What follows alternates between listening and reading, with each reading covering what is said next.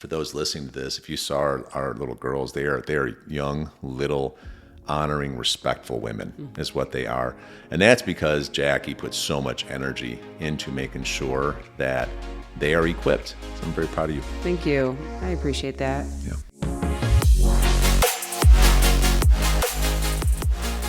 Hello, everyone. We are Greg and Jacquie Francis, and welcome to High Performance Parenting, where our passionate goal is to encourage you to raise champion children in a crazy world. Every week, we will bring you multiple episodes from our extensive experience of raising our six happy, healthy, successful, godly kids who are confidently equipped to win big in life. We deeply believe that any parent who is provided with the right knowledge and continual support can raise amazing kids. And when they do, all of our futures get better. If raising up future generations of absolute champions matters to you as much as it does to us, here's how you can contribute.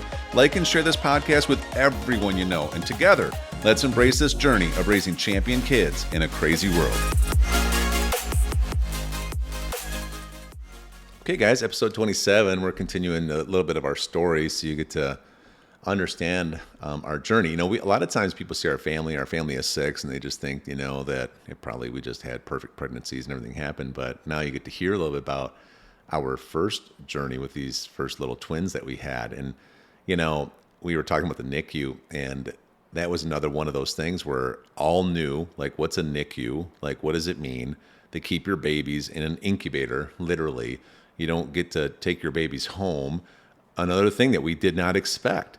And here, oh man, do you get read or reminded of, or I would say informed is probably the better word, of all the things that could possibly be wrong now because your baby was early, right? And I don't know if it's just like a hospital thing where they feel like they have to do this to cover their own butts legally or something like that, but I'm telling you, man, you want to talk about the bearer of bad news? And I remember them just constantly pouring this stuff in. Oh, hey, Bella has a little, look at this thing in this, whatever you call it, this x-ray that shows this thing on her brain, right? Or, you see them and you're like, yeah, your kids should be starting to eat by a certain time on their own, but they're not yet. And, just so you know, there's some developmental issues that could happen because your kids are so little. I remember all this stuff. They're like, remember, you take our process here, and it was like 2 years of overcoming unbelief and doubt and fighting for our fighting for truth just to have kids.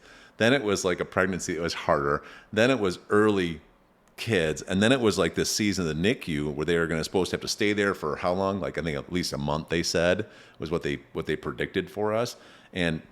Originally they predicted 2 because they say that they're going to have to stay for the, until their due date, you know. But, again, bear bad news and combating that, again. And what did we do? The biggest thing that I can tell people is that if you're in a situation, and it doesn't have to be just with children or anything like that, but there will be situations with all of our children where they get hurt or, things happen, that we have to be stronger than the situation around us. And so for us personally, when they were there, I mean, literally the doctors, they would try to say something. We'd say, you know what? We rebuke this. Mm-hmm. We do not believe this. Mm-hmm. What you say is not the truth. Yeah. I understand what you think you see, but we already know. Yeah, we believe your baby has this kind of developmental issue. And we'd be like, we rebuke that in the name of Jesus. And they kind of look at us like, we don't even know what that means. Should I continue? And we'd be like, no. We're good. Yeah. And we let them do their job at the same time. We're just like, with people skills, like, you can stop talking now. I think it was, again, where we had to be in communication enough because, they kind of come at you when you're not, fully ready to hear it. You're still trying to heal from a major operation, a C-section. And, right. And on top of it, lack of sleep, no real food, not like, can't even being think straight, emotionally which is drained. Always challenging. The hospital that even the babies are at is an hour away from our home one way. So even if when we did go home, it was like you had this back and forth thing. Yeah, like for me personally, I went every single day to visit them and every single day come and be with them and feed them. I spent but you know what? Like I look back now and those times that I got to do that, I had a chance to be the best version of what God did in me at that time. I was really in a position where I was so thankful to have these beautiful children that I'm going to show the light everywhere I go. And I'm not saying I was perfect or anything like that, but like, my gosh, I was so excited to get to that place every single day. I'd go there from whatever, 8 a.m. to 8 p.m, come home, rest, take care of myself some, go back the next day. And it was 3 weeks straight. It was 3 weeks straight like that. And every time I did, I got to bond with, of course, our children, but I also got to show other moms that were there that there is hope and there is goodness, and that even what the doctors say don't have to be the truth, and that you don't have to believe that stuff.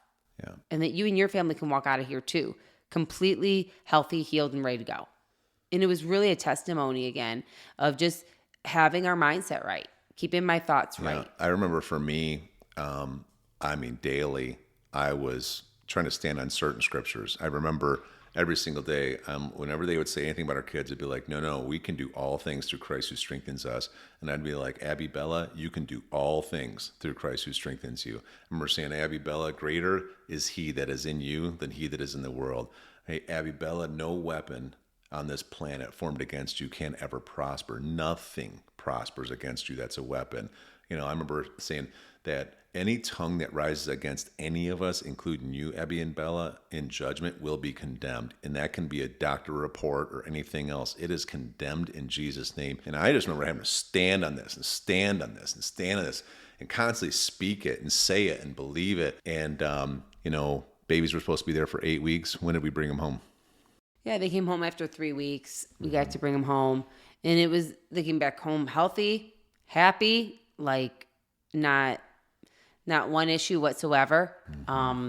They were little, and we had, I had to go extra levels to make sure that they got enough of the right nutrients. But literally, we brought them into the house, and I remember, we brought them in, brought their car seats, put them down, and we just looked around like, okay, now what? Like, what do we do? And I'm like, I guess we start feeding. I totally remember that. Walking in with that car seat, and our twins were they didn't even fit like behind the seatbelt because they were so small. I could hold one in one of my hands, or were they 4 pounds and like 3 something, and so very small, bring them in, set them in the kitchen. And I just remember going and washing my hands, getting a drink of water, and just remembering like, okay, now what? Like this whole journey just began. Like we can't give this baby back anywhere or do anything different. Nobody else is coming to help.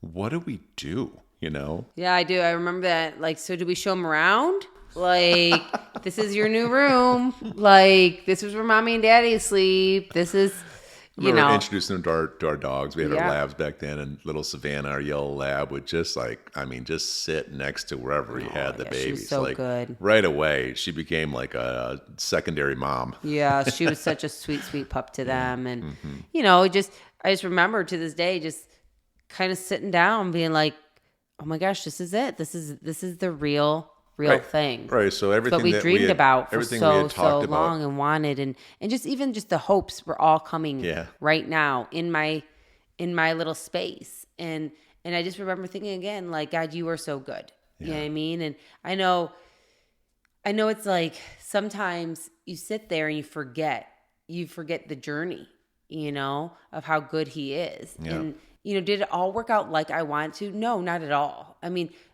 the whole thing didn't work out like I thought it would, or even how I would want it to. But it didn't mean it didn't work out. It didn't mean that the end of the story said, and we won. Yeah. You know what I mean? At the end of the story, he still gets all the glory, because it is so amazing to think that we can sit here today, and I'm literally looking out our window, and the kids are jumping on their trampoline over there, having so much fun, doing their back flips, front flips, and whatever flips are going on out there. Druzy just took his shirt off because, he's all manly there. And like, I'm just thinking to myself, I'm like, to think at one point I could have believed the lie. Yeah. I could have believed the lie that it wasn't for us. Mm-hmm. Being parent, either A, let our fears take over and no, we probably aren't cut out for it. You're right. Let's not do this. To, oh, maybe not for us. Maybe something's wrong where we can't have them. And I remember an added fear we haven't talked about is that even when we decided we were going to have kids, you were hoping we wouldn't have girls. Do you remember that? Because you were afraid that you wouldn't know what to do to raise girls. Right. Do you remember? Yeah. Isn't that something? 5 girls later. 5 girls later, using all your clothes right now. All my clothes, all my shoes. Mom, when did you get this? Please put it back. But again, like this is one of those things where it's like, okay, because I'm afraid of having girls, I'm going to start hoping I have boys. But God had a different plan. The whole time. He had a plan knowing that you were going to be the best mom of girls on the planet.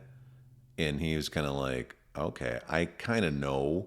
See, it's like one of those things where, wow, you're so good, God. Because for anybody listening to this, especially our kids in the future, right? You should see your mom. You want to talk about someone who is the absolute master of being a mom of girls. And you are raising champion girls. I watch how you take time for them. I watch how you learn how to understand each of their emotions based on their personalities. I watch how you have different unique ways that you get them to open up to you. I watch their tremendous trust in you, and that doesn't come quick. That's earned over years. I watch how you aren't perfect, but you know how to ask for forgiveness, and you gain more trust through that. I watch how you have, even though we have so many different moving parts in our life, they're always such a high priority, and they know it. I watch how you help them navigate different seasons of their life, whether it's things like puberty or learning about sex education, or even having to navigate right now, why is that boy dressed like a girl, or vice versa? What does that bathroom sign mean? That, is this a men's room or a women's room?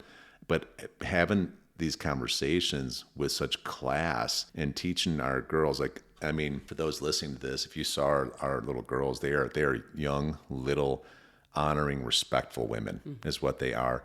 And that's because Jackie puts so much energy into making sure that they are equipped. Like they are equipped at every way, from how do you dress, how do you talk to people in this situation, how do you carry yourself with proper etiquette, what does honor look like, you know what I mean? How do you show compassion in these kind of scenarios? Like it's an ongoing list of topics.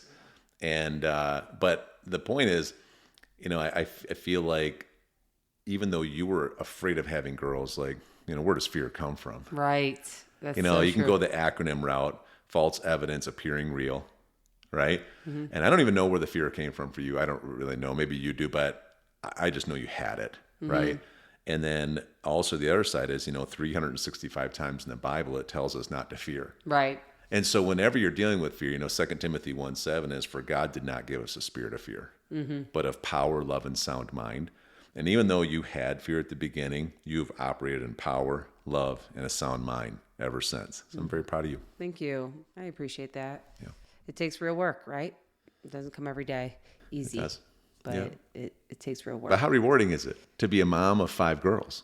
Oh my gosh. 5 amazing girls and then our one handsome boy, like He's awesome. He's the coolest boy ever. And to say, that sweet boy of ours, I say all the time, he has seen more dance recitals and more gymnastics recitals that any boy should have to do unless it's their own kid. Yeah. But he does it all with a good attitude and he protects those girls so well, But, I just to kind of wrap up this whole thing is that, things are not going to go always like we plan. But I feel like at least if we kind of go in with more of a plan than without one, we can at least handle when things get changed up on us. And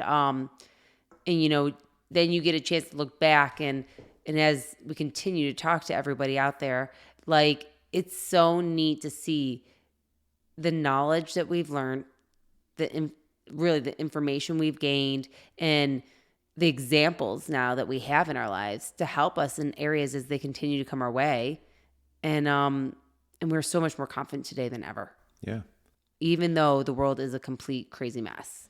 Yeah, and that's the fun thing right now. And a lot of the confidence comes from like these stories that we're telling. It isn't really confidence just from, hey, we know everything to do for the future. No. It ain't like that. It's just like we just have enough confidence from experience now of, it's like, I don't even know how to describe it. It's probably really maybe the way faith should be described, where it's like we know to act on what the word says and we know that it'll work. Well, now, what I mean? Now that we know, we can't look back. Like, that's the coolest thing, is that because of our experience, we've seen what the Word of God can do. Yeah. We've seen what the Holy Spirit can do. Yeah. We've seen truth. Yeah, it's different. It's different than at 27 we first started learning scriptures for the first time. That's and I'm right. kind of just saying them and wanting to believe in them. And then also now you have all these really special emotional experiences where you had to stand in them and then you saw them manifest themselves. Like you saw it happen. And you would hear stuff that happened to others, but then when it happens to you, you're like, oh. Yeah, it's like we have this, logbook of testimonies now. That's right. And as all of us do, if we really sit down long enough to give, the glory where it belongs, there is so many testimonies where when we weren't prepared, when we weren't ready, when our faith wasn't there, when we were doubting, God never did. He said, trust in me, it'll work out. And just because it doesn't work out exactly like we think it should doesn't mean it's not working out. It's still going to work out. It's going to work out probably even better, even if you can't see that right now. And I can tell you there's been numerous times that I want things to happen a certain way, and they didn't work out that way at all. Yeah. Like not even close, And I walked away and I would be like, hey, God, like, did you hear me? Like, knock, knock, knock. Like, are you sleeping on the job today with me? Like, are you helping somebody else? Oh, man. But he's just like, God is so good. Like, I mean, I feel like he knows that we're trying, and then we still kind of get in our own way sometimes. And when we do, he's just like, all right, I'm still going to make this work the right way it's supposed to anyway. He loves us regardless of what we're doing all the time. Kind of like after the twins. And then you were starting to heal, and things were finally getting back to normal after what felt like for you, I'm sure, a long season, being pregnant and being sick and all of that, and the NICU and young babies. And we didn't even really talk about the first few weeks when we had the babies home and they could drink like, this teeny little, like 3 drops of breast milk.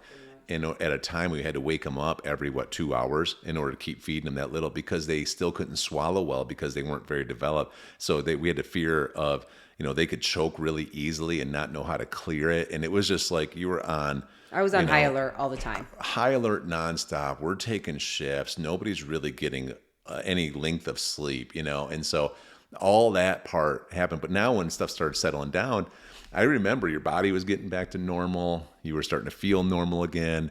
And we were probably wondering, I don't know, should we have another kid? We weren't really ready to talk about it yet or anything. Then there's that one day I'm in my office and it's 8 months after we had the twins, I think it was. And all of a sudden Jackie comes walking through, and I had French doors with glass on them, and she's walking straight at me. And I don't know if anybody can relate to this out there, but when your wife is has a certain walk, kind of a march more, I would say, straight at you, eyes are directly focused on you with this look like you are going to get it kind of thing. I remember sitting back in my chair, pausing what I'm doing, and trying to have this, my wheels turn fast enough to think through what it possibly is that I did. She's so ticked off about right now. She opens the doors, and what'd you do? You stick that darn little P-test for being pregnancy test right in my face, like an inch away from my face. That's gross, by the way. I wanted to make sure you saw it. It's pretty gross, by the way. And she's like, look what you did. Yeah. Just like that. And I mean, it wasn't joking. It was like, you were legitimately mad at me, right? And what do you do? I was like, why does that thing smell funny? No, you didn't. You started laughing. Is what you started doing. The wrong reaction. Oh, but yours was right. Reaction. Yours was perfect, I'm sure. It was. Yeah. And so, anyways, that's how Chrissy came about. I tell people all the time, once we went through all this journey of having the twins and all that went into that, it's like after that I could just look at you or maybe touch your leg or something and you'd get pregnant. There was no struggle after that. I remember people started calling me Fertile Francis for a while. Oh my gosh. Yeah, it's so funny. But anyways, what a fun journey. Of course, Chrissy came next, and then out of all of our shoes, our biggest blessing, biggest surprise. Yeah. But it helped us because it was like she was such a healing component of really for me, knowing that my body could do this. It wasn't anything else. I knew it could, but it was kind of, again, God's way of kissing on the cheek. He gave me that confirmation. And it was a little bit of a challenging pregnancy, but not quite like the twins. You still got sick in the first trimester, but you went full term. Yeah, I went full term. I was as sick. We didn't have to deal with NICU type stuff. Yeah, I think I was about as sick, but I think I went full term, which helped a ton. Yeah. And I knew what to expect at this point. But I mean, again, the blessing Yeah. of, surprise Chrissy. I mean, she's always been that in our life. She's always been that firecracker in our life. She's always been she's that amazing. Energy. And so She's really like a triplet. I mean, the three girls have been a team like triplets. yeah, they truly, they're three peas in a pod, Yeah. and they all have different personalities, and they all have, different emotions, and they all handle things differently, but they have done so well together, figuring out, how to really be there for each other every single day, how to show up. Yeah. It's been amazing. It's crazy I love it. how close they really are in age, because you think about it, twins, when they were born, they were supposed to not be born for 2 more months. So it was Right. really 6 months, what's the deal? It is. And then of course, then we were like, hey, we didn't know if we were done at that point. We were kind of like, it's been at that point we had 3 kids, 1 and under. And so it was. And we decided if we're going to do much. it, let's do it now. Because I knew if we take a break, we won't probably get back in the game. And we're like, okay. And I remember at this point, I was so convinced the first 3 were going to be boys, and they weren't. And at this point, I was just like convinced in my mind, like, God, whatever you want. Like if it's a Right. girl, I'm not going to be upset about this. Like I'm going to be okay with this. And then of Which course, is just a funny thing. Isn't that funny that the pressure that you felt to even want to have a boy? Yeah. You know what I mean? Like, I'm not going to be upset with this. It's like this pressure came on you to feel like you needed to have one. You know what I mean? And that you would be okay if it was or wasn't it. yeah. Then we had Juicy Man. And then we decided, well, maybe we should try to give him a brother. We got And then the we had- sweetest little. Then we had my tomato, Eliana. We had the sweetest redhead. little redhead that came on 4th of July. She's or the day before, but she's just our literal. And then, of course, Hunter came later. We'll tell that story. But yeah, what a special journey. But you know what? Hopefully for everyone listening, you see it as it's a journey of faith. And it's just, for our family, all of our family, I mean, our children, they are a trophy to God's grace. No doubt about it. Yeah, best thing. Pretty cool. Truly are. Hey everyone, thanks for listening and thanks for your love and support. We hope that today's episode added tremendous value to you and your family. It would mean so much to us if you would partner with us on our mission of helping parents around the globe raise champion children in this crazy world. To do so, simply take a moment to like and share this podcast with everyone in your network. And we have great news. You get more of us. You can expect new episodes every Monday, Wednesday, and Friday morning. So be sure to consistently tune in with us and enjoy our show. See you next time.